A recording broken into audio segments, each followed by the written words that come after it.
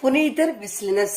புனிதர் விஸ்லினஸ் ஜெர்மனியின் ஹோல்ஸ்டீன் என்னும் இடத்திலுள்ள ஓல்டன்பர்க் மறைமாவட்ட ஆயர் ஆவார். இவரே ஹோல்ஸ்டீன் அப்போஸ்தலராகவும் மதிக்கப்படுகிறார்.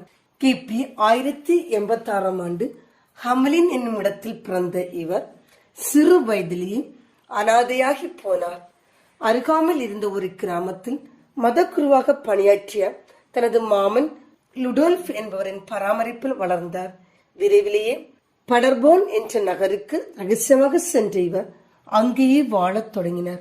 நண்பர்களையும் இருப்பிடங்களையும் உருவாக்கி கொண்ட இவர் அங்குள்ள பேராலய பள்ளியின் நிர்வாகத்தில் உதவி புரிய தொடங்கினார். விரைவில் கம்பர்க், பிரேமன் என்ற உயர் மறை மாவட்டத்தின் பேராயர் ஃபிரெடரிக் அழைப்பின் பேரில் அங்கே சென்ற இவர் அங்குள்ள பள்ளியின் ஆசிரியர் மற்றும் பள்ளி முதல்வர் பணிகள் செய்ய பணிக்கப்பட்டார்.